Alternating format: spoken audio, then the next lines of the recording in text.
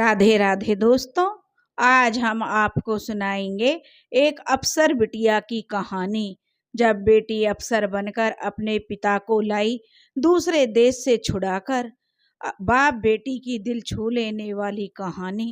अगर आप हमारे चैनल पर नए हैं तो प्लीज हमारे चैनल को सब्सक्राइब करें, वीडियो को लाइक करें और शेयर करें। राजपुरा एक छोटा सा गांव था। यहाँ के लोग खेती बाड़ी पर ही निर्भर थे। मई जून के महीने में खेती का काम थोड़ा कम हो जाता था। फसल कट जाती थी, खेत खाली हो जाते थे। हालांकि कुछ सब्जी या और भी फसल थोड़े समय के लिए बोई जा सकती है, पर यहाँ के लोगों का मानना था कि कुछ समय भगवान के लिए भी देना चाहिए। इसलिए गांव में गर्मियों के बड़े दिनों में बड़े स्तर पर कथा होती थी। पंडित जी को भी अपार दक्षिणा मिलती थी।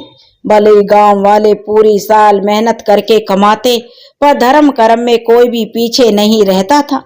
तभी तो धनी किसानों के खेतों में मजदूरी करने वाले रामू ने भी कथा में पूरे 101 रुपए की दक्षिणा चढ़ाई थी।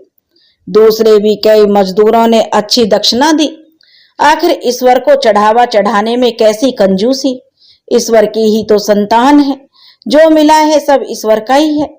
त्याग ही सुखी जीवन का आधार है। दान देने से घटता नहीं है, बल्कि कई गुना होकर फिर से मिलता है।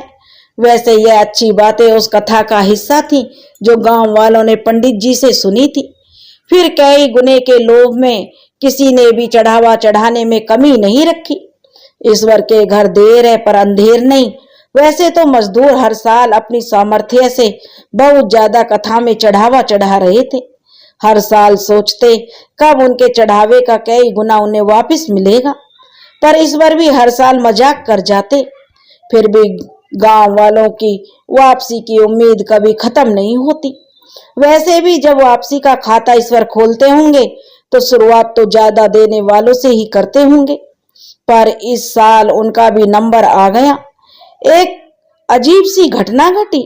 आज तक मजदूरों ने जितना भगवान पर खर्च किया था, उसका 10 गुना तो नगद मिल रहा था, और भी बहुत आने की उम्मीद दिख रही थी। मजदूरों की तलाश में शहर से कुछ एजेंट आए थे। खास बात यह थी कि वे किसी विदेशी कंपनी के कर्मचारी थे। भारत में तो आबादी बेहिसाब बढ़ रही है, पर कई देशों में आज भी इंसान गिनती भर के हैं। वहां के रईस लोग कई फैक्ट्री, खान, दसियों हजारों हेक्टेयर जमीन के मालिक हैं। भले ही अधिकांश काम मशीनों से करते,